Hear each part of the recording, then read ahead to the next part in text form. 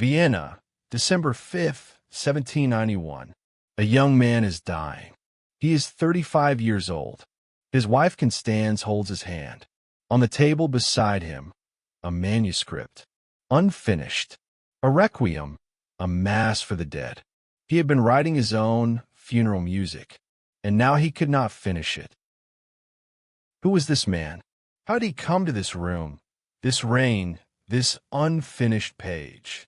To answer that, we must go back 35 years, to a small town in the Austrian Alps, to the moment the world received its greatest musical gift.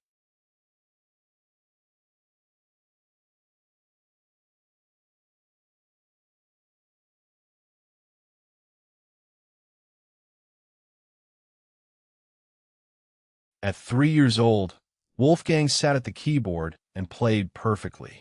At 5, he was composing. His father, Leopold, wept. He wrote in his diary, "This child is a gift from God." He was right, and perhaps that was also the beginning of the problem. At 6, he performed for Empress Maria Theresa in Vienna. She lifted him onto her lap. He asked if she would marry him. The room laughed. But everyone present understood. Something extraordinary had arrived.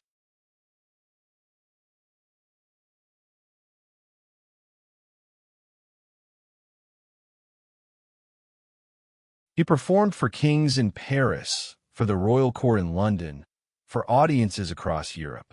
He was a sensation, a curiosity, the miracle child. But behind the applause, Leopold drove him relentlessly. Wolfgang Mozart was never truly a child. He was always already a composer.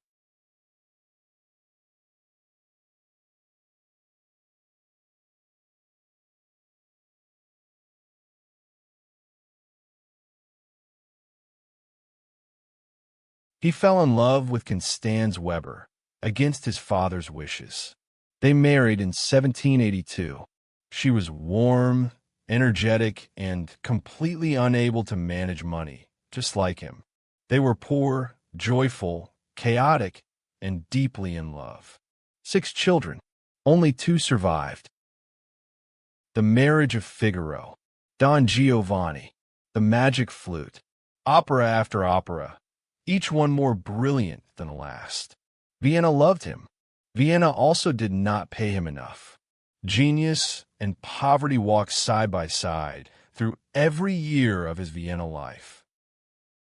Antonio Salieri was court composer, powerful, respected. He understood Mozart's music perfectly. That was his tragedy. He knew exactly what stood beside him. Later legends said he poisoned Mozart. History says false. The truth is more painful. Salieri outlived him by 32 years, haunted by what he had witnessed.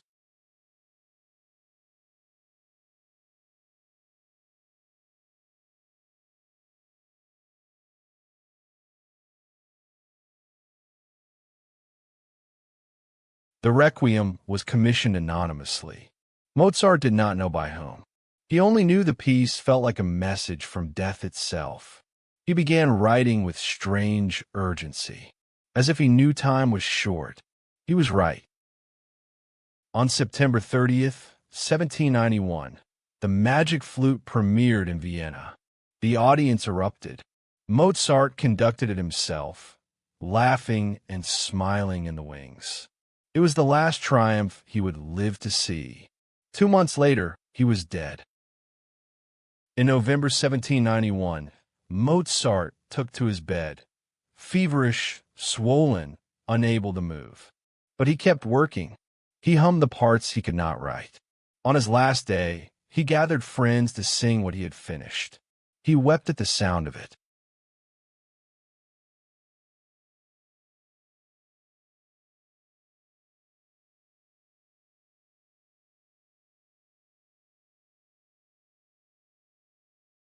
On December 6th, his body was wrapped in a common cloth.